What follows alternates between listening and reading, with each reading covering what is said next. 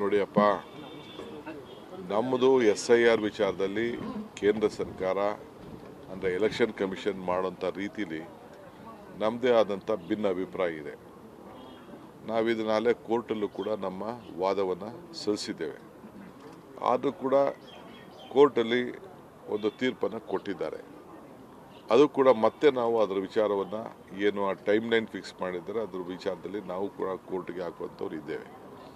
ಆದರೆ ಮಧ್ಯದಲ್ಲಿ ನಾವು ಎಲ್ಲರಿಗೂ ಕೂಡ ಮತ ಕೊಡಬೇಕು ಅಂಥೇಳಿ ನಮ್ಮ ಸರ್ಕಾರ ಯಾವ ರಾಜ್ಯಲ್ಲೂ ಈ ರೀತಿ ದಿಟ್ಟವಾದಂಥ ಸರ್ಕಾರ ಚುನಾವಣಾ ಆಯೋಗ ಜೊತೆ ಕೈಗೆ ಜೋಡಿಸಿರಲಿಲ್ಲ. ನಾವು ಕೈ ಜೋಡಿಸಿ ಅವ್ರಿಗೆ ಏನು ಬೇಕೋ ನಮ್ಮ ಅಧಿಕಾರಿಗಳಿಗೆ ಸೂಚನೆ ಕೊಟ್ಟು ನಾವು ಯಾರು ಇದಕ್ಕೆ ಕೈ ಹಾಕ್ತಾ ಇಲ್ಲ. ಇದು ಅವರು ಚುನಾವಣಾ ಆಯೋಗದ ಅಡಿಯಲ್ಲಿ ಅವರ ಮಾರ್ಗದರ್ಶನದಲ್ಲಿ ಕೆಲಸ ಮಾಡ್ತಾ ಇದ್ದಾರೆ. ನಾವು ನಿಮ್ಮ ಮತವನ್ನು, ನಿಮ್ಮ ಮತದ ಹಕ್ಕನ್ನು ನೀವು ಉಳಿಸ್ಕೊಳ್ಳಿ.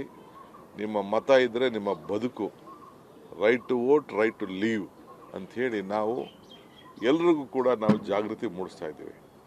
ಎಲ್ಲ ಪಾರ್ಟಿಯವರು ಕೂಡ BLAಗಳನ್ನು ಅಪಾಯಿಂಟ್ ಮಾಡಿಕೊಳ್ಳಿಕ್ಕೆ ಚುನಾವಣಾ ಆಯೋಗ ಅವಕಾಶ ಕೊಟ್ಟಿದೆ. ಅವರು ಕೂಡ BJPಯವರು ಕೊಟ್ಟಿದ್ದಾರೆ, ದಳದವರು ಕೊಟ್ಟಿದ್ದಾರೆ, ಕಾಂಗ್ರೆಸ್ ಪಾರ್ಟಿಯವರು ಕೊಟ್ಟಿದ್ದಾರೆ, ಎಲ್ಲರೂ ಕೊಟ್ಟಿದ್ದಾರೆ. ಜೊತೆಗೆ ಸಂಘ ಸಂಸ್ಥೆಗಳು ಕೂಡ ಇದಕ್ಕೆ ಸೇವೆ ಮಾಡ್ಬೋದು, ಸಹಾಯ ಮಾಡ್ಬೋದು ಅಂತ ಕೂಡ ಹೇಳಿದ್ದಾರೆ.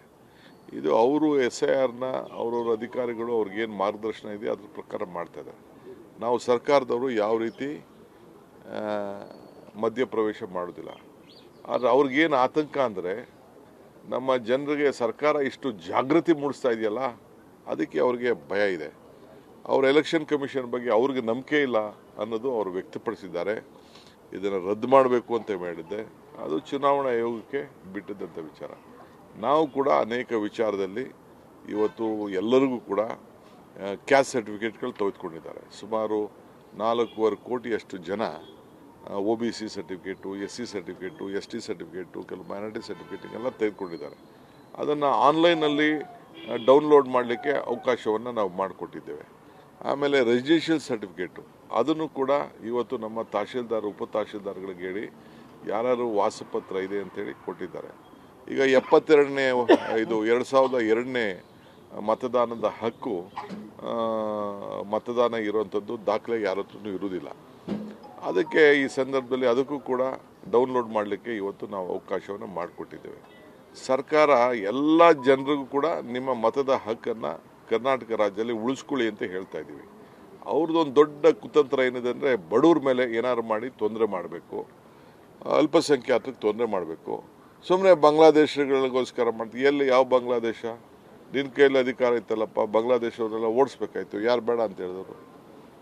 ನಾವು ಯಾರು ಬಾಂಗ್ಲಾದೇಶದವರು? ಮತ್ತು ಈ ರಾಜ್ಯದಲ್ಲಿ ಯಾರು ಇದ್ದಾರೆ ಅವರೆಲ್ಲರೂ ಕೂಡ ಮತದಾನ, ಪಾಪ ಎಷ್ಟೋ ಜನಕ್ಕೆ ವಿದ್ಯೆ ಇರುವುದಿಲ್ಲ, ಬುದ್ಧಿ ಇರುವುದಿಲ್ಲ, ಕೆಲವ್ರಿಗೆ ವಿಚಾರಗಳು ಗೊತ್ತಿರುವುದಿಲ್ಲ. ಅದಕ್ಕೆ ನಾವು ಜಾಗೃತಿ ಮೂಡಿಸ್ತಾ ಇದ್ದೀವಿ.